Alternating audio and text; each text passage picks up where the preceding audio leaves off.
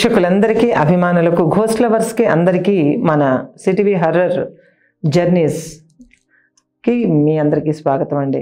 పేరు పేరున మన ఫ్యామిలీ మెంబర్స్ అందరినీ కూడా ఈ స్లాట్కి మిమ్మల్ని ఇన్వైట్ చేస్తున్నాను.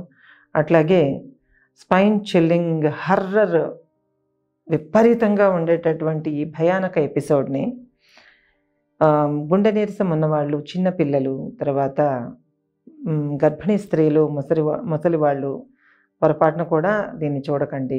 This is not entertainment programme. ఎందుకంటే కొంతమందికి తట్టుకోలేకపోవచ్చు కనుక అటువంటివి ఏమొద్దండి. ఘోస్ట్ ఎక్స్పీరియన్సెస్ నిజంగా ఇష్టపడే వాళ్ళు తప్పకుండా చూడండి. అట్లాగే అలాంటి మన మిత్రులందరికీ కూడా ఈ స్టోరీని షేర్ చేయవలసిందిగా కోరుకుంటున్నాను.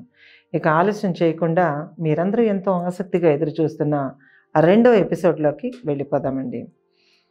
ఈ సీలేరులో ఎదుర్కొన్న ఈ దుష్ట పిశాచి ఎంత దుష్ట పిశాచి అంటే ప్రాణాలని తాగేసేటటువంటి పిశాచి. అటువంటి పిశాచిని భూత వైద్యురాలు కానీ నేను ఎట్లా ఎదుర్కొన్నాను, నేనే భూత వైద్యాలు చేయను, నాకు అనవసరం, నాకు తెలియదు, నాకు రావు, ఎలా ఎదుర్కొన్నాను అనేది నేను మీకు ఇప్పుడు షేర్ చేయబోతున్నాను. So let us plunge the true horror.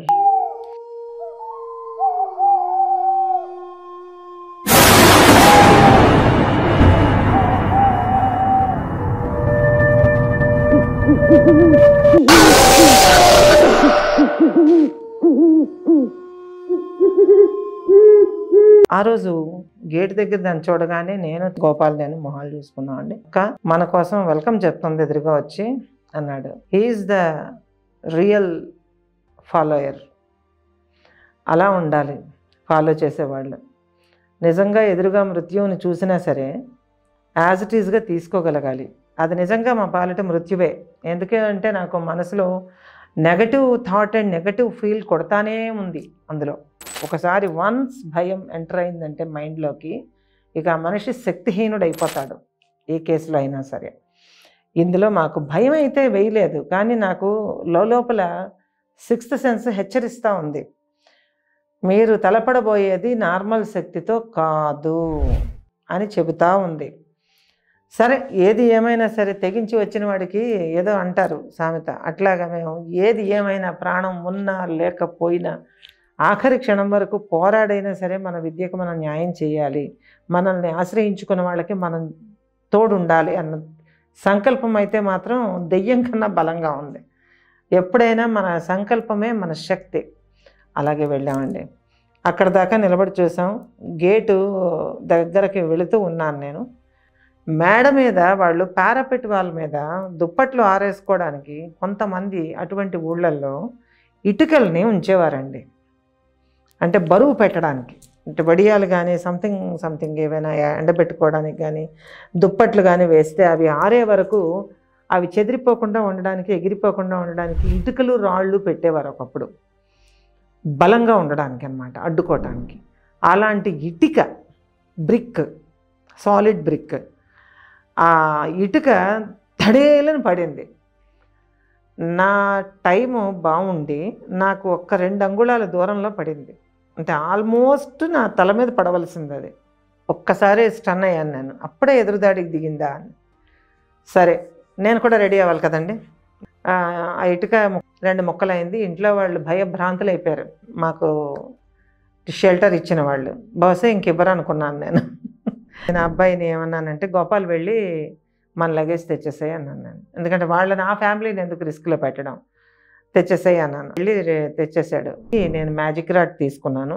ఆ చుట్టూ, మా తమ్ముడి చుట్టూ వరుసగా 3 టైమ్స్ తిప్పుతూ సర్కిల్ వేశానండి. వేసిన తర్వాత అక్కడి నుంచి గేట్ తీసుకుని అది అలా చూస్తూనే ఉంది మమ్మల్ని రోడ్డు మీద. మేము ఆ పక్క ఇంటికి బయలుదేరిపోయాం, అసలు పార్టీ ఇంటికి.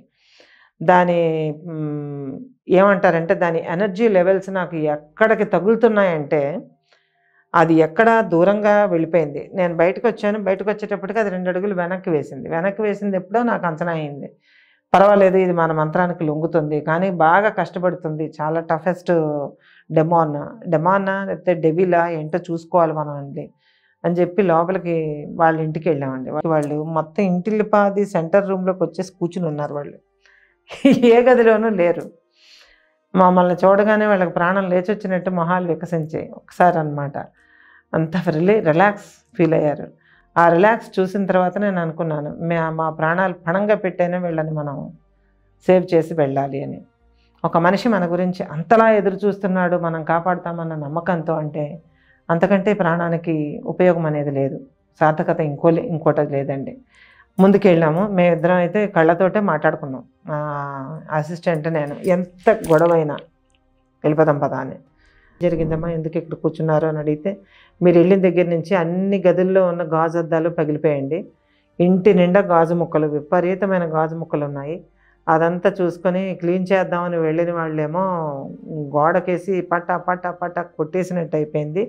ఒక బాగా తల దిమ్మెక్కిపోయి మా పాప పడుకుని పోయింది. మేమేమో ఇంకెందుకని చెప్పేసి, పాప అంటే చిన్న పాప అనమాట. ఆ చిన్న పాప ఎందుకు ఆ రూమ్లోకి వెళ్ళేటప్పటికి గోడకేసి కొట్టిందండి. ఇంకా అమ్మాయి భయపడి బయటకు వచ్చేసింది కానీ తలకి బొప్పి కట్టేసింది, గట్టి కట్టేసింది, కదుం కట్టేసింది రక్తం. అలాంటి పరిస్థితుల్లో ఉండేటప్పటికి నాకు జాలి అనిపించింది. చిచి, అదవ దుష్ట శక్తి ఏం చేస్తుందట, అది చూద్దాం ఏం జరిగితే అది జరుగుతుంది. వాళ్ళకి చెప్పా, మీరు ఏమీ భయపడకండి, భయపడితేనే ఏదైనా ఎక్కువ అవుతుంది, భయపడకండి, మేము వచ్చాం కదా, మా ప్రాణాలు అడ్డు వేసైనా సరే మిమ్మల్ని కాపాడే పూచి మాది, మీరు టెన్షన్ అవ్వకండి అని చెప్పి వాళ్ళల్లో ధైర్యాన్ని నింపడానికి ప్రయత్నించే. సుఖం లేదు అసలు. వాళ్ళు ఎన్నాళ్ళ నుంచి బాధపడుతున్నారు. ఏది అన్నం గిన్నె తీసుకురండి అని అంటే, వద్దులేండి, ఎందుకు ఎలాగో తినలేము, ఏ రొట్టె తినేస్తాం. ఏం అవసరం లేదు, మీరు అన్నం తింటారు, నేను ఇక్కడ ఉంటాను, ఏం కాదు, మీరు తినండి. ఎన్నాళ్ళు అయింది మీరు ఇలా చేస్తున్నారు. రొట్టె ముక్కలు తెచ్చుకుని బ్రెడ్ తెచ్చుకుని తింటున్నారండి పాపం. అన్నం వండుతుంటే కంచంలో పెట్టుకుంటే కంచంలో ఇసుక పడిపోతుంది, వాళ్ళు ఇంకేం తింటారు. అట్లాగే బట్టలు పిండుకుని ఆరేసుకుందాం అనుకుంటే ఆ బట్టలు ఎగిరిపోవడం కానీ మండిపోవడం కానీ అయిపోతున్నాయి. ఎలా బతుకుతారండి అలా అయితేను? ఏం పర్వాలేదు, పురుగుల్లా కనిపించటం just hallucination. All these things are hallucination, strong hallucination. అదొక రకమైన భ్రాంతి. అక్కడ పురుగులు ఉండవు, భ్రాంతి. పురుగులా కనిపిస్తే ఏం తింటారండి ఎవరైనా? అందుకని వాళ్ళు వండుకోవడం మానేసి రొట్లు బిస్కెట్లు తింటున్నారు. ఏం పర్వాలేదు, మీరు వండుకున్నట్టుగా తీసుకురండి, ఏం పర్వాలేదు అని చెప్పి వాళ్ళకి ధైర్యం చెప్పి తీసుకొచ్చి వాళ్ళ చుట్టూ మ్యాజిక్ రాడ్తో ఒక సర్కిల్ గీసి వాళ్ళు నా సర్కిల్లో కూర్చోమని నేనే నా చేతితో స్వయంగా వాళ్ళకి ప్లేట్స్లో వడ్డించి దానికి వాళ్ళు వండుకున్నవేవో పెట్టి, మీరు తినండి అమ్మా, నేను ఇక్కడే కూర్చుంటాను, మీకు ఏమీ కాదు, మీరు ప్రశాంతంగా తినండి, అటు ఇటు చూడకండి, ఏం అనిపించినా వెళ్ళకండి, మీరు హాయిగా కూర్చొని తినండి అని. సరేనండి అని చెప్పేసి వాళ్ళు ఏవో వేసుకుంటున్నారు, తింటున్నారు. నేను అక్కడ కళ్ళు మూసుకొని కూర్చున్నా. కొంతసేపు అయిన తర్వాత కూర్చున్న ఆవిడ గబుక్కులు లేచి నిలబడింది. గబుక్కులు లేచి నిలబడి, నేను కళ్ళు మూసుకొని ధ్యానంలో ఉన్నాను, గోపాల్ అడిగాడంట, ఎందుకు లేచారు మీరు, అన్నం తినండి అని అంటే, తింటాను కానీ పెరటి వైపు గ్యాస్ వాసన వస్తుంది, వంటగదిల నుంచి గ్యాస్ వాసన వస్తుంది, సిలిండర్ ఆఫ్ చేసి వస్తాను అని అంటే, మీరుండండి నేను ఆఫ్ చేసి వస్తాను అన్నాడట. అంటే, లేదు బాబు, స్విచ్లు ఎక్కడ ఉన్నాయో నీకు తెలియదు, వెళ్ళి ఏదైనా స్పార్క్ వచ్చిందంటే మొత్తం మండిపోతాం, మీరు ఆగండి నేను వేసి వస్తానని చెప్పి నేను గీసిన మ్యాజిక్ సర్కిల్లో నుంచి ఆవిడ కాళ్ళు బయట పెట్టింది, 2 అడుగులు బయట పెట్టింది, 1 by 1 బయట పెట్టేటప్పటికి ఆవిడని జుట్టు పట్టుకొని, ఏం కనిపించలేదండి, జుట్టు పట్టుకొని బరబర ఈడ్చుకొని వెళ్ళి వంటగదిలోకి వెళ్ళి తలుపులేసేసిందండి. నేను ఎంత చెప్పినా వాళ్ళు వినిపించుకోలేదు. కర్మ అంటే అదే అనుకుంటాను. ఇంకా హస్బెండ్, పిల్లలు గోల, గాలి, ఏడుపులు, మైండ్ పనిచేయనివ్వరు అసలు భయానికి. నేను ఆలోచించి సరే ఆవిడ లోపల ఉంది, బహుశా ఆమెను ఆవహిస్తుంది, ఇప్పుడు మనం రెడీగా ఉండాలి అని చెప్పేసి అనుకొని మ్యాజిక్ రాడ్ లోపల పెట్టుకొని వెళ్ళామండి. మ్యాజిక్ రాడ్ అని ప్రతి ఒక్క సాధకులు తయారు చేసుకుంటారు, అది సాధకులకు మాత్రమే తెలుస్తుంది. వాళ్ళ తాలూకా కొన్ని రకాలైనటువంటి దేవతా శక్తిని, కాస్మిక్ ఎనర్జీని ఆ రాడ్లో పెట్టి ఆవాహన చేసి ఆ రాడ్లోని బ్రహ్మాండంగా తయారు చేస్తారు దాన్ని. మామూలుగా ఇవి ఏమంటారు దాన్ని, ఎలక్ట్రోమాగ్నెటిక్ పవర్స్ని రికార్డ్ చేసేవి, బల్బులు వెలిగి, వీటితో ఏ యూజు లేదు.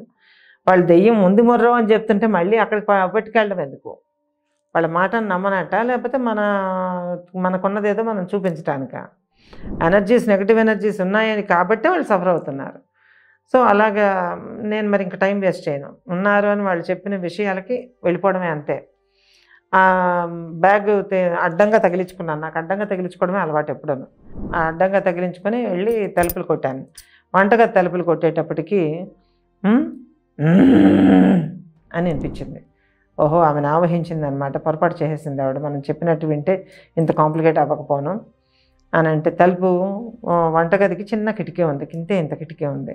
మా వాడు ఏం చేశాడు, పెరటి వైపు నుంచి వెళ్ళి ఆ కిటికీలో నుంచి చూశాడు.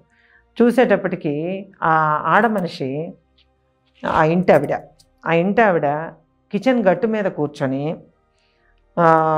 రెగ్యులేటర్ని తీసేసి గట్టు మీద పడేసి సిలిండర్ని ఒక చేత్తో ఇలాగ ఎత్తి పట్టుకుని, ఎవ్వరు ఎత్తలేరండి, ఆడవాళ్ళు ఎవరు ఎత్తలేరు. సిలిండర్ని ఇలా ఎడం చేత్తో ఎత్తి పట్టుకొని అని నవ్వుతాను. అంటే ఒక వికృతమైన నవ్వు అదే. ఆవిడ నవ్వు నాకు ఇటువైపు వినిపిస్తోంది, నాకేం కనిపించట్లేదు.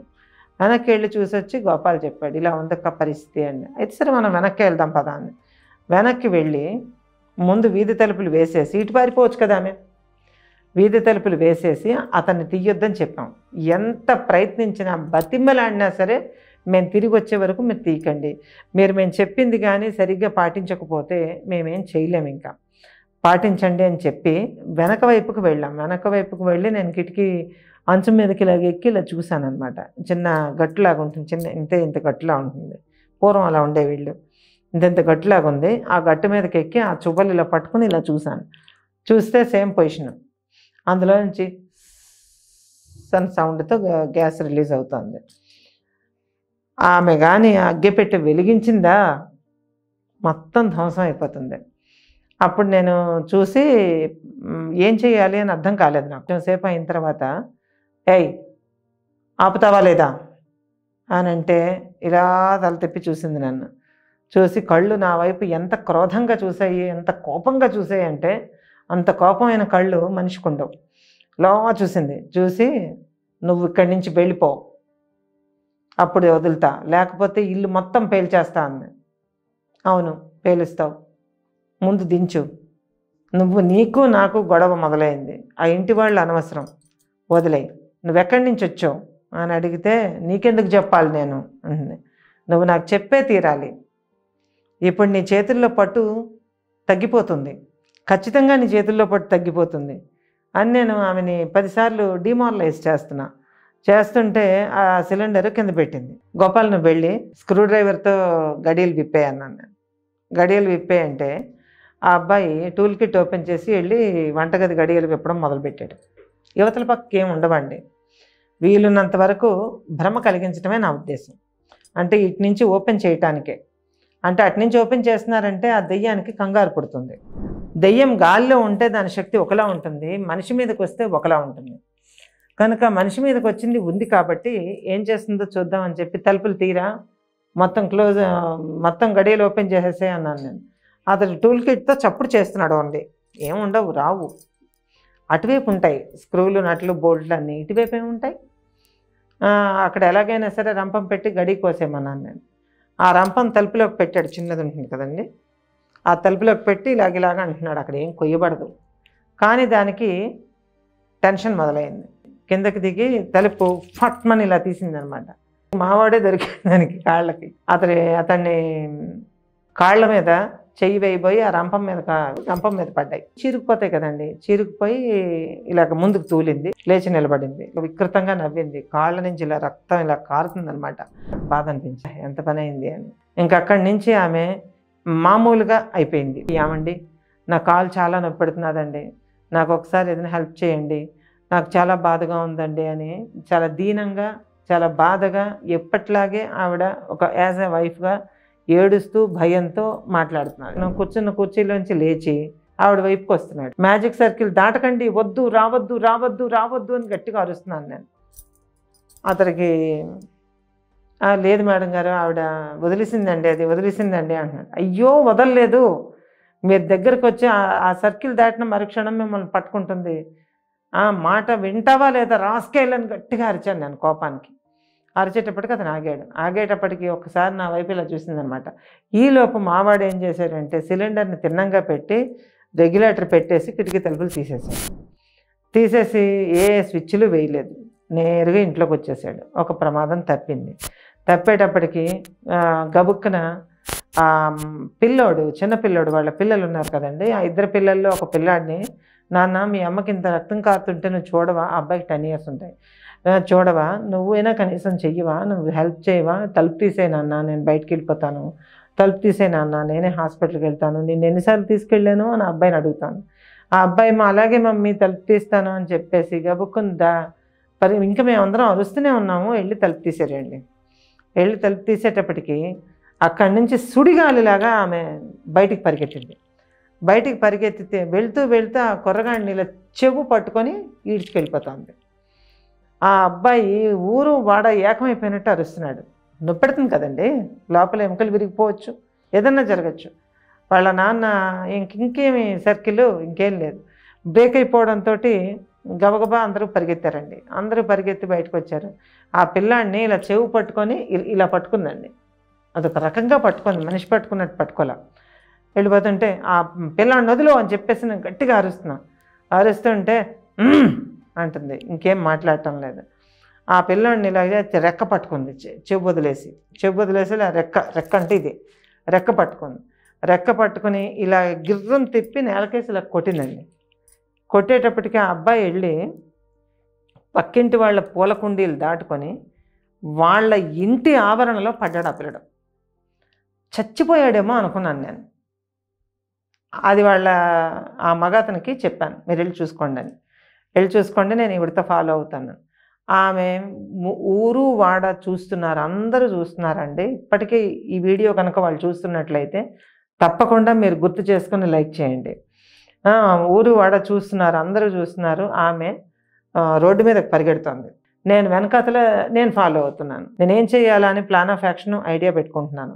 ఆమె సడన్గా ఒంటి మీద చీర తీసేయటం మొదలుపెట్టింది. ఇంటైనా కంగారు వస్తుంది. అది చూశాను నేను. అది చూసి మనుషులను వీక్ చేస్తోంది, ఇది ఎంత మంచిది కాదు. సరే అని చెప్పేసి, హే ఆగు, ఎందుకు చీర తీస్తున్నావు అని అంటే, నేను నీకు చెప్పాల్సిన అవసరం లేదు, నేను నీకు చెప్పాల్సిన అవసరం లేదు, నేను దీన్ని తీసుకెళ్ళిపోతాను అంది. ఎక్కడికి తీసుకెళ్ళిపోతావు, నేను ఉండగా ఎక్కడికి తీసుకెళ్ళలేవు నువ్వు అని నేను అంటున్నాను. అంటే నువ్వెవరు వచ్చావు, నువ్వు నా కోసం, నా శక్తి తెలియకొచ్చావు, నాశనం అయిపోతావు అన్నది. నేను నాశనం అయినా పర్లేదు కానీ ఆమెను వదిలిపెట్టాను, నేను దీన్ని తీసుకెళ్ళడానికే వచ్చాను, దీన్ని నేను తీసుకెళ్ళిపోతాను అంది. సరే నీకు దమ్ముంటే తీసుకెళ్ళు, ఇలా చీరలు ఊడదీసేసి ఇలా ఇచ్చేసేసి తీసుకెళ్ళడం కాదు, ఎలా తీసుకొచ్చావో అలా తీసుకెళ్ళు, రూమ్లోంచి ఎలా తీసుకొచ్చావో అలా తీసుకెళ్ళు అంటే చీర వదిలేసింది. మామూలుగా ఈడ్చుకొని, ఆమెకేం కనిపించట్లేదు ఆ అమ్మాయికి. ఆమె చెయ్యి చూస్తుంటే ఇక్కడ ఈ ఏరియాలో చూస్తుంటే ఎవరో ఆమెకి ఇక్కడ ఇలా పట్టుకొని, గాజులు మొత్తం పగిలిపోయినాయి, ఇలా పట్టుకొని లాగి పట్టుకెళ్ళిపోతున్నట్టుగా తెలుస్తోంది తప్ప బయటకైతే చూసే వాళ్ళకి ఏమీ కనిపించడం లేదు. చిన్నగా లాక్కొని తీసుకొని వెళ్ళిపోతుంది. ఎటువైపు తీసుకెళ్తుంది, అడవి సైడ్ తీసుకెళ్తుంది. అక్కడ క్రూర మృగాలు చాలా ఎక్కువ, పులులు ఎక్కువ అండి, సీలేరు. అటువైపు తీసుకెళ్తుంది. అసలు దీన్ని ఎలాగా చెయ్యాలి, ఏం చెయ్యాలి, ఎలాగ ఈమెను కాపాడాలి అని ఆలోచించుకొని వెనకాతలు మేము రన్ అనమాట. రన్ అంటే రన్, పరుగు. అది ఎంత ఫాస్ట్గా వెళుతున్నది అని అంటే సుడిగాలిలాగా వెళ్ళిపోతున్నది, చాలా ఫాస్ట్గా పరిగెడుతున్నది. పరిగెడుతూ ఉంటే కొంచెం దూరం వెళ్ళిన తర్వాత జనావాసాలు మరుగున పడ్డాయి. చీకట్లోనే అడ్డం పడి పారిపోతుంది. మా గోపాల్ టార్చ్ చూపిస్తున్నాడు, నేను వెనకాల పరిగెడుతున్నాను, నా వెనకాల ఆడు పరిగెడుతున్నాడు. ఇంకా అలాగ ఒకళ్ళు వెనకాతలు ఒకళ్ళు ముందు పడుతున్నాం, వెనక పడుతున్నాం, పరిగెడుతున్నాం. ఆవిడ కట్టుకున్న గులాబీ రంగు చీర ఒకటే మాకు గుర్తండి. ఆ గులాబీ రంగు చీర వెనకాతల మేము పరిగెడుతుంటే కొంత టైం అయ్యేటప్పటికీ ఆ చీర కనపడలేదు. చీర కనపడకపోతే ఎక్కడ పట్టుకెళ్ళిపోయింది. సరిగ్గా మేము సెంటర్లోకి వచ్చాం, ఆ ఏరియాలో ఉన్న అడవి సెంటర్లోకి వచ్చాం. మేము చిట్ట చీకటి, ఎటు చూద్దామన్న చీకటి, తర్వాత రాత్రి పక్షుల అరుపులు, రాత్రి కీటకాల అరుపులు, ఒక రకమైన చప్పుళ్ళు, ఏవేవో చప్పుళ్ళు, భయానకమైన అట్మాస్ఫియరు మొత్తం అంతా. అందులో ఆ ఆడ మనిషి నాకు కనిపించలేదు. నాకు కనిపించకపోయేసరికి టార్చ్ చేసి మొత్తం అంతా చూస్తున్నాం. అప్పుడు మంత్రజపం చేస్తూనే ఉన్నాను, నేను నోట్లో మంత్రజపం చేస్తూనే ఉన్నాను, ఎనర్జీస్ని ఆహ్వానిస్తూనే ఉన్నాను. అది నాకు సంబంధించిన ఉపాస్య దేవతని పిలుస్తూనే ఉన్నాను. కానీ చుట్టూ చూస్తున్నాను నేను ఎటు వెళ్ళిపోయింది అని. టార్చ్ లైట్ చెరుకో టార్చ్ బ్యాగ్లోంచి తీసుకుని చూస్తున్నాం. ఎంత దూరం నుంచి వేసి చూసినా ఎక్కడ ఆకు కూడా కదలటం లేదు. ఆ వెళ్ళిన మనిషి మూలగాలి, కనీసం అరవాలి, లేకపోతే ఏడవాలి, కేకలేయాలి, ఏదో ఒకటి చేయాలి కదా. ఏమీ చేయట్లేదు. అంటే చంపేసిందా, ఏం చేసింది అని చెప్పి ఇంక అక్కడితో నాకు బాధ, ఆవేశము రెండు కట్టలు తెంచుకున్నాయి. కట్టలు తెంచుకుని, పిశాచి ఎక్కడున్నావు, నిజంగా నీకు ధైర్యం ఉంటే, నిజంగా నీకు దమ్ము ఉంటే, నిజంగా నువ్వు పిశాచివైతే, నీకు ఒక న్యాయం అంటూ ఉంటే నువ్వు నా ఎదురుకుండా రా. ఆ ఆడమనిషిని ఏం చేసావో చెప్పు. అసలు ఆడమనిషి నీకెందుకు? ఏదో ఇద్దరు పిల్లలతో కాపురం చేసుకుంటూ ప్రశాంతంగా హాయిగా ఉన్న చిన్న ఫ్యామిలీ, వాళ్ళని ఎందుకు ఇబ్బంది పెడుతున్నావు నువ్వు? నీకేం కావాలి? ఇప్పుడు నేను వచ్చాను, నేను నీకోసం వచ్చాను, నీకోసమే వచ్చాను. నువ్వు ఏది అడిగితే అది ఇస్తాను. నువ్వు ఆమెను విడిచిపెట్టి నాతో తలపడు, నా దగ్గరికి రా, నాకు ఎదురుగా రా, నీకు దమ్ముంటే అని చెప్పి నేను కవ్విస్తున్నా. ప్రొవోక్ చేసి పిలుస్తున్నాను. పావు గంట నేను అరిచిన తర్వాత అప్పుడు ఒక గుడ్డబొమ్మ మా ముందుకు వచ్చి పడింది. గుడ్డబొమ్మ ఎవరు అంటే ఆమె శరీరం. ప్రాణం ఉందో లేదో నాకు తెలియదు. ఎందుకంటే ఇప్పుడు ఆమెను చూసుకుంటూ కూర్చుంటే మేము అయిపోతాం. తర్వాత మా వాడికి సైగ చేయడానికి లైట్లు లేవు. గోపాల్ ఒకసారి చూడు అని అంటే, బతికుందో చచ్చిపోయిందో చూడమన్నాను నేను. అంటే నాడి బలహీనంగా ఉందక్క అన్నాడు. అంటే సరే, ఇప్పుడు ఈవిడికి ఇమ్మీడియట్గా మెడికల్ ఎయిడ్ అవసరం, నువ్వు ఈమెను తీసుకుని వీలైతే నడిపించు, లేదా భుజాల మీద మూట వేసినట్టు వేసుకొని ఎలా తీసుకెళ్తావో, ఎలా దారి వెతుక్కుంటావో నువ్వు టార్చ్ తీసుకెళ్ళి ఊళ్ళో వాళ్ళ దగ్గరికి తీసుకెళ్ళి, జనాలు ఎక్కడ కనిపిస్తారో అక్కడ ఆమెను పడేసి నువ్వు వెనక్కిరా. అప్పుడు వాళ్ళు మెడికల్ ఎయిడ్ ఇస్తారు ఆమెకి, లేకపోతే బతకడం కష్టం ఈ షాక్స్కి. అందువల్ల వెళ్ళి అంటే, అక్క నిన్ను వదిలేసి వెళ్ళాలా అన్నాడు.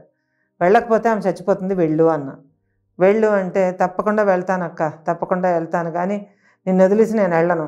కావాలంటే ముగ్గురం వెళ్ళిపోదాం, ఆ పిశాచి సంగతి రేపు మార్నింగ్ చూసుకుందాం రా అన్నాడు. అది మార్నింగ్ దాకా మనకు టైం ఇవ్వదు, పద అని అన్నాను నేను ఇలా మాట్లాడుతున్నప్పుడు మంత్రం జపించలేము కదండి. లోపల అంతర్లీనంగా జపం జరిగిపోతూనే ఉంది. కానీ వాడితో నేను చెప్తున్న వ్యవహారానికి, అంటే చేయాల్సిన మాటలకి, చెప్పాల్సిన మాటలకి, చేయాల్సిన పనికి, వీటన్నింటికి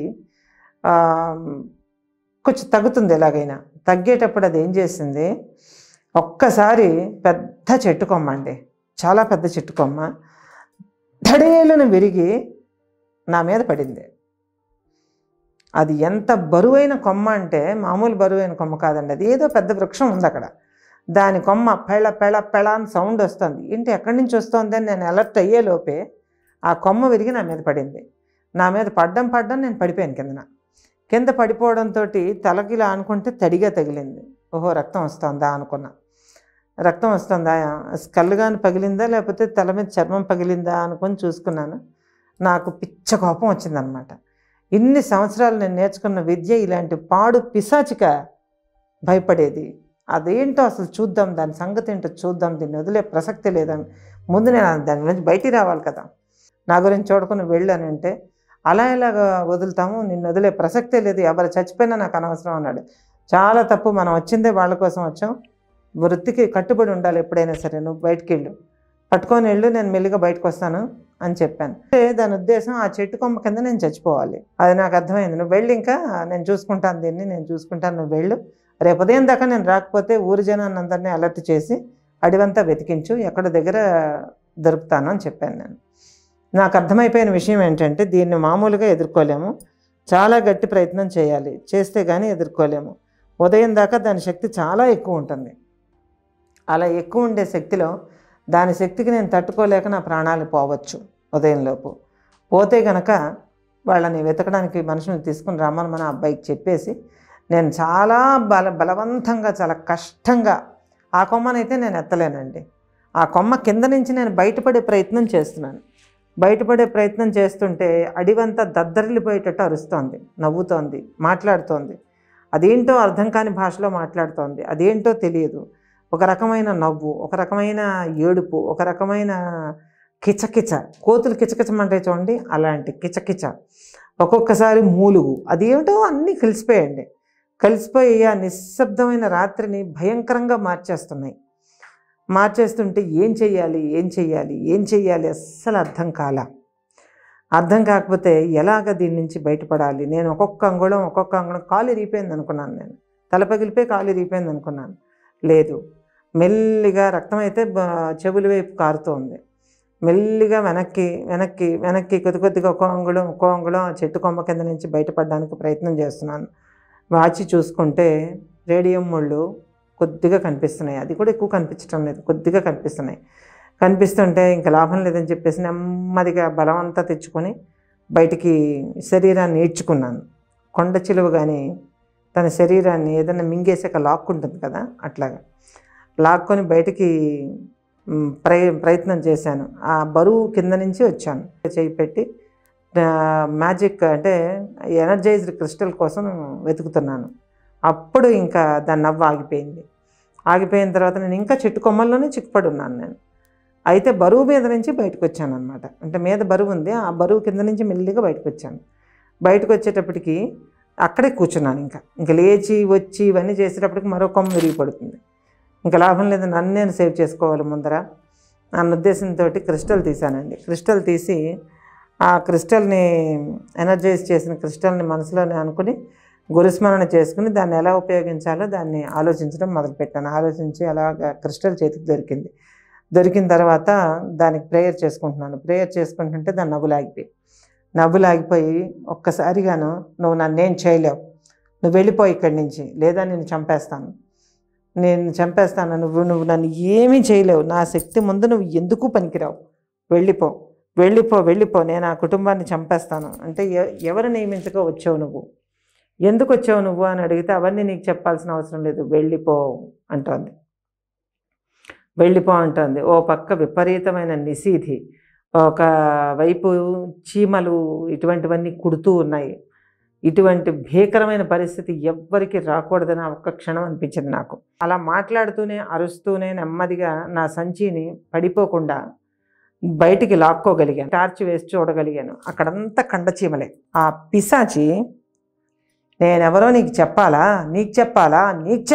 అని అరుస్తూ నా చెవుల్లో నుంచి హోరొచ్చేస్తుంది అనమాట. ఆ సౌండ్కి, ఆ గొంతు తెలక ఫ్రీక్వెన్సీకి చెవుల్లోంచి సౌండ్ వస్తుంది. అది ఎలాంటి సౌండ్ వస్తుంది అని అంటే నాకు ఇంకేం వినిపించట్లేదు, దాని గొంతు ఒకటే వినిపిస్తుంది. దాంతో గట్టిగా ఇలాగా చెవులు గట్టిగా మూసుకున్నా. మెల్లిగా లేచి నిలబడడానికి ప్రయత్నించాను, నిలబడ్డా. అంటే ఇంకా ఆ చెట్ల అడ్డులు లేవు, నిలబడ్డాను. ఒక్కసారి అరుస్తోంది, ఒక్కోసారి నవ్వుతోంది, ఒక్కోసారి మూలుగుతోంది, ఒక్కోసారి హేళనగా మాట్లాడుతోంది. అలా రకరకాలుగా చేస్తోంది. నేను చంపేస్తాను, నిన్ను కూడా చంపేస్తాను, పనిలో పని, వాళ్ళని ఎలాగూ వదలను, నిన్ను కూడా చంపేస్తాను అని అంటూ నన్ను ఇంకా ముందుకు లాగుతూ ఒక్కసారి నా జుట్టు దాని చేతికి అందిందనమాట. ఎందుకంటే ఆ రోజు నేను ముడి పెట్టుకున్నాను. ఈ చెట్టు పడడంతో ఆ ముడి విడిపోయి సగం ముడి వేలాడుతోందనమాట. ముడిని పట్టుకొని నన్ను ఈడ్చుకుంటూ వెళ్ళిపోతున్నది రోడ్డు మీద. అంటే ఆ రోడ్డు అంటే అదే, ఆ దారిలో ఈడ్చుకుంటూ వెళ్ళిపోతున్నది. ఈ విపరీతమైన దెబ్బలు తగిలేస్తున్నాయి నాకు. అంతా దెబ్బలు తగిలటం లేదు. గట్టిగా అరుస్తున్నాను నేను. ఎంత గట్టిగా అరుస్తున్నాను అని అంటే అది ఒక 2 అడుగులు ఎత్తుకి నా బాడీని లేపి ఈడ్చుకెళ్తోంది. నువ్వే నా ఆహారం, నిన్ను నేను వదలను, నీ నెత్తరు తాగుతా అని చెప్పి మాట్లాడుతూ అరుస్తూ మధ్యలోని దాని నోటి తాలూకా సెగ నా చెవి దగ్గర ఉఫ్ఫను ఊదుతూ ఒక రకమైన వేడి గాలిని పంప్ చేస్తూ చెమటలు పట్టేస్తున్నాయి నాకు. ఆ వేడికి ఈడ్చుకెళ్ళిపోతాను నేను. అవే నాకు చివరి క్షణాలు అనుకున్నాను. తర్వాత ఏం జరిగింది, నేను బ్రతికేనా లేదా అన్న తప్పకుండా 3వ పార్ట్ వినాల్సిందే. సో ఈ 3వ పార్ట్లో మిమ్మల్ని నేను కలుసుకోవాలి. చాలా ఇంట్రెస్టింగ్గా భయంకరంగా ఉండబోతోంది. మళ్ళీ కలుద్దాం.